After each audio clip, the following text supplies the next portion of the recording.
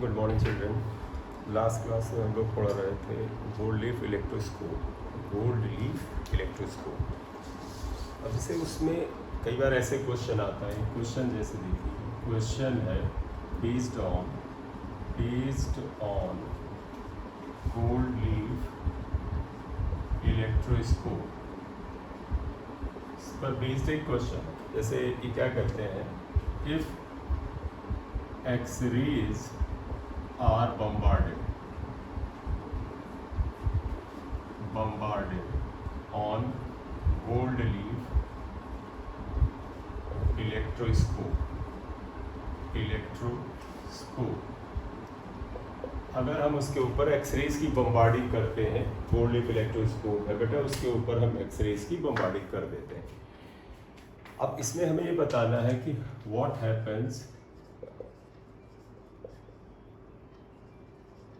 with if number 1 gold leaf जो box है, जो आपका कंटेनर होता है, हैज एयर मीडियम, और सेकंड है गोल्ड लीफ इज इवैक्यूएटेड यानी वैक्यूम है, that is vacuum inside, right. अब ये बड़ा अच्छा क्वेश्चन है, कई बार डिफरेंट एग्जाम में आया हुआ है, बट आप देखिएगा सोल्यूशन में आइएगा। फर्स्ट थिंग, जब गोल्ड लीफ बॉक्स जो है वो हैज एयर, तो आप देखिएगा इफ एयर इज इनसाइड, अंदर एयर होगा तो क्या होगा, गोल्ड लीफ का बॉक्स अगर आपको याद हो ऐसे था, थोड़ा सा रॉड है, यहाँ पर कंडक्टिंग बॉडी है, ये आप यहाँ पर कवर करके रखते हैं, ये कंडक्टिंग मटेरियल है, और यहाँ पर गोल्ड लीव्स होती हैं, ये अंदर एयर है। तो जब एक्सरेज आएंगी तो क्या होगा, एक्सरेज आती हैं और वो एयर पार्टिकल्स को क्या करती हैं, वो आयनाइज करती हैं। तो if air is inside then X-rays ionizes the gas molecules, जो अंदर गैस मॉलिक्यूल्स उसको आयनाइज करते हैं। अब इसमें दो पॉसिबिलिटी है, वो क्या कि गोल्ड लीफ अगर चार्ज था, तो अब इसके अंदर अगर हम बात करें, if gold leaf was charged, ये अगर चार्ज था, देन जानते क्या होगा, आप बताओ बेटा, ये चार्ज था, चाहे इसे मान लीजिए पॉजिटिव चार्ज था, या दिमाग में सोच लो नेगेटिव चार्ज था, इसके अंदर आयंस पैदा हो गए, नेगेटिव भी हुए पॉजिटिव भी हुए। तो अगर ये पॉजिटिव चार्ज है, ये नेगेटिव को अट्रैक्ट कर लेगा, और एक दो नेगेटिव तो होंगे नहीं, बहुत बड़ी मात्रा में होंगे। नेगेटिव चार्ज जितने होंगे सब इसकी तरफ, नेगेटिव चार्ज सब इसकी तरफ अट्रैक्ट होंगे और धीरे धीरे इसे न्यूट्रलाइज कर देंगे। तो गोल्ड लीफ पे अगर चार्ज ऑलरेडी आपने कर रखा था, अगर आप एक्सरेज की बॉम्बार्डिंग करते हैं, गैस मॉलिक्यूल आयनाइज होंगे, नेगेटिव पॉजिटिव आयंस पैदा होंगे, नेगेटिव आयंस को ये अट्रैक्ट करेगा और फाइनली न्यूट्रलाइज कर देगा। जब ये न्यूट्रलाइज होगा तो एकदम से इस पे जो रिपल्शन का फोर्स है वो कम होगा, तो ये आकर के गोल्ड लीफ एक दूसरे में कोलैप्स कर जाती हैं। तो आप क्या लिखोगे, then charge of gold leaf neutralizes by gas ions, जो गैस के आयंस है उनसे न्यूट्रलाइज हो जाएगा, और जब न्यूट्रलाइज होगा हेंस कोलैप्स, वो आकर के कोलैप्स कर जाएगा, राइट, आकर के कोलैप्स कर जाएगा। अब तुम्हें लगे कि सर ये तो पॉजिटिव था, मान लो यहाँ नेगेटिव होता, वो भी चेक कर लो। मान लो यहाँ पर नेगेटिव होता बेटा, नेगेटिव मतलब आपने गोल्ड लीफ को नेगेटिव चार्ज दे रखा था, तभी वही होगा, क्या है, नेगेटिव को नहीं अट्रैक्ट करेगा, वो पॉजिटिव को करेगा। यहाँ पे पॉजिटिव आयंस जो है उनको अट्रैक्ट करेगा, और फाइनली ये इसको न्यूट्रलाइज करेगा, कोलैप्स। तो गोल्ड लीफ अगर चार्ज है तो उसके होने से इस तरह से रहता है यहाँ पर, राइट। तो ये बात आ गई। दो कंडीशन थी, अंदर एयर था और गोल्ड लीफ जो था वो चार्ज था, न्यूट्रलाइज होगा, जब न्यूट्रलाइज होगा रिपल्सन खत्म होगा, कोलैप्स करेगा, यानी आपस में आकर के चिपक जाएगा। सेकंड इसमें हमने जो लिया था कि अगर आप मान लेते हैं कि गोल्ड लीफ के अंदर इवैक्यूएशन है, तो आप इसके सोल्यूशन में ही आ रहे हैं second part, if vacuum is inside. आप बताइएगा अंदर वैक्यूम है यानी अंदर हवा है ही नहीं, तब तो भाई एयर मॉलिक्यूल्स तो नहीं आयनाइज होंगे, ये मान लीजिए नहीं आयनाइज होंगे। चलिए गोल्ड लीफ अनचार्ज ही लेते हैं, चार्ज होगा तो भी यही चीजें होंगी, रिजल्ट इसी के अनुसार जाएगा, लेकिन हम शुरुआत अनचार्ज से कहते हैं। Gold leaf is अनचार्ज, gold leaf is अनचार्ज, अंदर एयर है ही नहीं, गोल्ड लीफ अनचार्ज है। एक्सरे को फोटोन मानो, जैसे याद करो फोटो इलेक्ट्रिक इफेक्ट में लाइट फोटोन आते थे, मेटल प्लेट पे पड़ते थे, वहां से इलेक्ट्रॉन को निकाल देते थे, राइट। तो गोल्ड लीफ अगर अनचार्ज है, आप इसके ऊपर जब एक्सरेज की बम्बार्डिंग करेंगे, एक्सरे फोटोन आएगा, फोटोन की तरह आप डील करें इसे, एक्सरे फोटोन अंदर आएगा और इसके अंदर से इलेक्ट्रॉन को बाहर निकाल देगा, इलेक्ट्रॉन बाहर आ जाएगा। और जब इलेक्ट्रॉन बाहर आएगा तो इलेक्ट्रॉन गोल्ड लीफ से अगर काफी बाहर आ गए तो गोल्ड लीफ पर पॉजिटिव चार्ज छोड़कर आएगा, पॉजिटिव चार्ज छोड़ेगा तो ये क्या करेगी, डाइवर्स करेगी। तो आप यानी क्या होगा, then photo electric emission, photo electric emission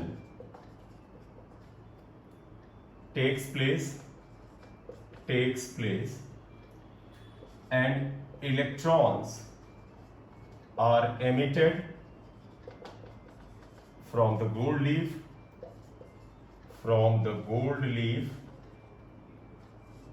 ये।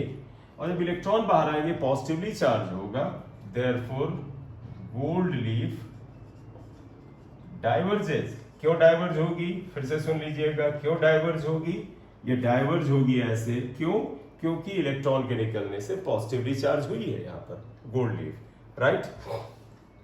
अब अगर आपको लगे कि sir vacuum is there gold if uncharge की बजाय अगर हम ले लें गोल्ड लीफ इज चार्ज्ड, आप यहां पर ले लें इन वैक्यूम और हम इसका बी पार्ट ले लें, गोल्ड लीफ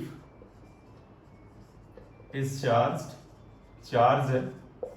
अब चार्ज में आपको एक चार्ज सोचना पड़ेगा बेटा, मान लें इसके अंदर चार्ज में ले लें पॉजिटिवली चार्ज, मतलब गोल्ड लीफ को आपने पहले से ही पॉजिटिव चार्ज दिया था, बताइएगा जरा आप खुद सोच लो, आप खुद कर सकते हैं।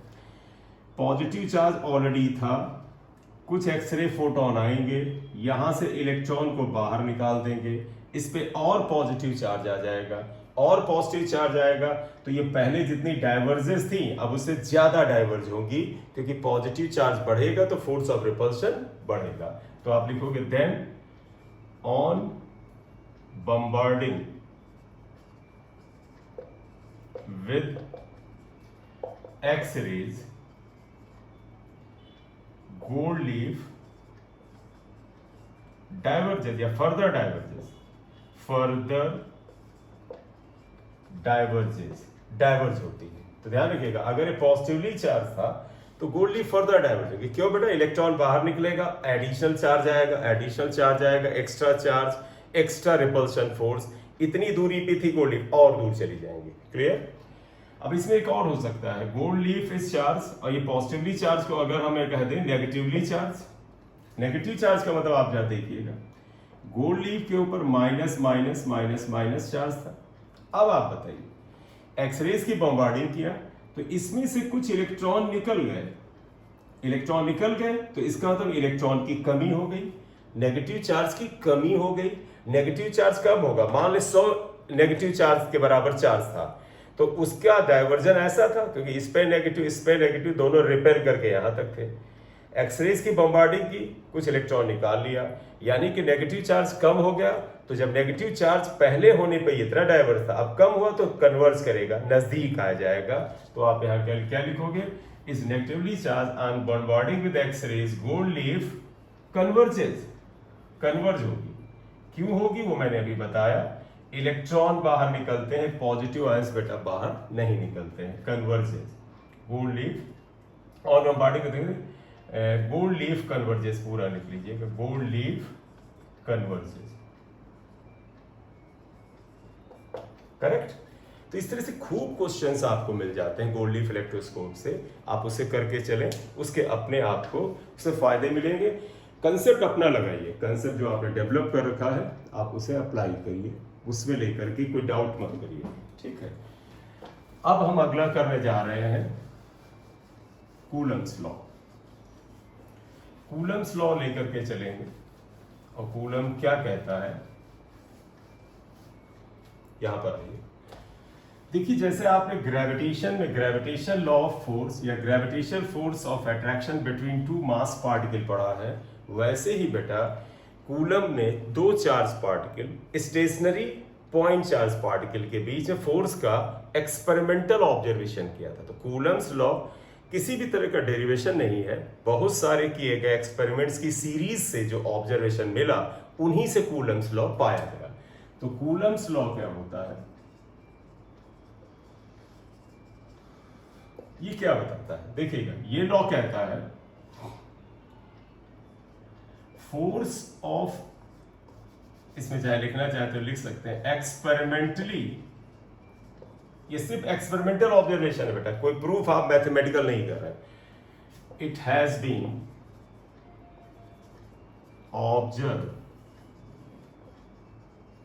दैट फोर्स ऑफ अट्रैक्शन और रिपल्शन, मतलब तो पता है लाइक चार्ज रिपेल करते हैं, अनलाइक चार्ज अट्रैक्ट करते हैं, तो दोनों तरह का फोर्स ऑफ अट्रैक्शन और रिपल्शन बिटवीन टू स्टेशनरी होना इंपॉर्टेंट है, नहीं तो फिर मैग्नेटिक इफेक्ट आने लगता है, वो आगे पढ़ेंगे बेटा। जब चार्ज गति में होते हैं तो कूलम्स लॉ प्योर नहीं आता, उसमें मैग्नेटिक फोर्स लगता है, तो हो सकता है फोर्स जो आपको दिखे वो प्योर कूलम फोर्स ना हो, राइट। तो इसमें चार्ज स्टेशनरी रखेंगे तो आपको प्योर कूलम फोर्स दिखेगा, चार्ज की अपने स्टैटिक नेचर, रुके हुए नेचर की वजह से आपको फोर्स दिखेगा। गतिशील चार्ज में जब चार्ज मोशन में होता है बेटा तो वो मैग्नेटिक फील्ड और मैग्नेटिक फोर्स पैदा करता है, तो आपको नेट चार्ज जो होगा वो मैग्नेटिज्म का भी होगा, इसलिए स्टेशनरी इंपॉर्टेंट है। Two stationary point charges, force of attraction और repulsion between two stationary point, charge point होना चाहिए। पॉइंट चार्ज का कंसेप्ट आपको पता है कि उसका साइज, उसका रेडियस, उसका डायमीटर या उसका डायमेंशन, जो दूरी हम लेते हैं, जितनी दूरी पे चार्ज को रखते हैं उसकी तुलना में बहुत छोटा होना चाहिए। जैसे हमने दूरी 5 मीटर ले ली और चार्ज जो है वो बहुत छोटा सा 1 mm डायमीटर का है, तो आप उसे पॉइंट चार्ज मानेंगे। Stationery point charges depends upon, और ये लिखा है बेटा डिपेंड्स अपॉन, और यहां ध्यान रखना फोर्स ऑफ अट्रैक्शन और repulsion between two stationary point charges, थोड़ा और चेंज कर लेते हैं, kept in vacuum, kept in vacuum, बेटा निर्वात में रखा है, तो पता वैक्यूम को हिंदी में हम निर्वात कहते हैं, kept in vacuum, depends upon, ऐसे डिपेंड करता है क्या, देखो एक ये पॉइंट चार्ज ले लीजिए, मान लीजिए प्लस Q1 है, दूसरा ये पॉइंट चार्ज लीजिए माइनस प्लस Q2 है, इनके बीच का दूरी बेटा r के बराबर है। ऑब्वियस सी बात, दोनों बेटा एक दूसरे को रिपेल करते हैं फोर्स F से और F से, तो ये देखा गया एक्सपेरिमेंटली कूलम के द्वारा कि बेटा फोर्स ऑफ रिपल्शन, और अगर ये बेटा अपोजिट नेचर के होते तो attraction directly proportional to the product of magnitude of charges. बेटा एक्सपेरिमेंट से देखा गया कि इनके प्रोडक्ट के मल्टीप्लिकेशन के डायरेक्टली प्रोपोर्शनल है, और it is inversely proportional to the square of the distance, इनके बीच में जो दूरी होती है उसके इस तरह से प्रोपोर्शन में है। देयरफॉर अगर आप इसे कंबाइन करें तो ये Q1 Q2 upon R square आता है, और अगर आप प्रोपोर्शन का साइन हटाएंगे तो हम यहाँ पर एक कांस्टेंट K ले लेते हैं, Q1 Q2 upon R square, ये इक्वेशन नंबर 1 आ जाता है, राइट। अब अगर हम बात करें ये कांस्टेंट क्या है, जहां पर where K is dimensional constant, dimensional मतलब बेटा हुआ मतलब K की डायमेंशन होगी, डायमेंशन लेस नहीं है, सिर्फ ऐसे ही एक डायमेंशन लेस कांस्टेंट नहीं है, डायमेंशनल कांस्टेंट, डायमेंशनल कांस्टेंट होता है। और K की वैल्यू इन वैक्यूम अगर आप ले, वैक्यूम 1/4 पाई एप्सिलॉन नॉट होती है, कब, इन वैक्यूम, वैक्यूम में अगर आप रखेंगे तो ये रहेगा, जहां पर एप्सिलॉन नॉट को हम permittivity of the free space कहते हैं, permittivity of the free space. Free space का मतलब बेटा होता है वैक्यूम। आप चाहे तो इसे वैक्यूम लिख सकते हैं, ये कहते हैं, राइट। तो ये कूलम लॉ का स्टेटमेंट आया, बोर्ड पॉइंट व्यू से इंपॉर्टेंट है, स्टेशनरी पॉइंट चार्ज वाला टर्म भी इंपॉर्टेंट है, तो ये आया। अब मैंने यहां पर क्या बताया, के जो है ये 1/4 पाई एप्सिलॉन नॉट के बराबर होगा। वैक्यूम में एप्सिलॉन नॉट को permittivity of the free space कहते हैं। फ्री स्पेस का मतलब बेटा वैक्यूम, हिंदी में जिसे निर्वात कहते हैं, ये उसके बराबर आ जाता है, ये आ गया यहाँ पर। और के की जो वैल्यू होती है, जो कि 1/4 पाई एप्सिलॉन नॉट से रिप्रेजेंटेड है, ये 9 × 10⁹ है। और अब बेटा अगर आप यहां से यूनिट निकालिए के की, मैं चाहता हूं साइड वर्क कर ले। अगर देखो यूनिट ऑफ के या 1/4 पाई एप्सिलॉन नॉट एक ही बात है बेटा। तो देखो के का यूनिट क्या आएगा, देखो F = K Q1 Q2 upon R square है। तो K = आप देखें बेटा FR square upon Q1 Q2 आएगा। तो बताइए बेटा K का क्या यूनिट हुआ।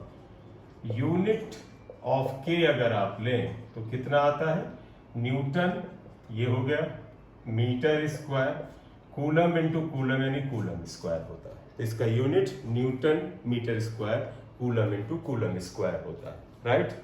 तो ये आ गया, तो वही लिख दीजिए newton metre square upon coulomb square, क्योंकि चार्ज का ऐसा यूनिट कूलम है, ये आएगा। तो बेटा इसका मतलब ये हुआ कि इस इक्वेशन में के को अगर हम वैक्यूम में लिखें तो ये लिख सकते हैं, देयरफॉर इन वैक्यूम फोर्स को आप लिख सकते हैं 1/4 pi epsilon not Q1 Q2 upon R square, ये आया। ये बेटा उस समय है जब इन दोनों के बीच में माध्यम जो है वो वैक्यूम है, जिसे हम निर्वात भी कहते हैं। क्लियर, ये आया। तो इतनी बात अभी आपको समझ में आ गई कि कूलम्स लॉ क्या कहता है, K Q1 Q2 upon R square या 1/4 pi epsilon not Q1 Q2 upon R square. Clear. इसमें अगर हम थोड़ा और आगे चलें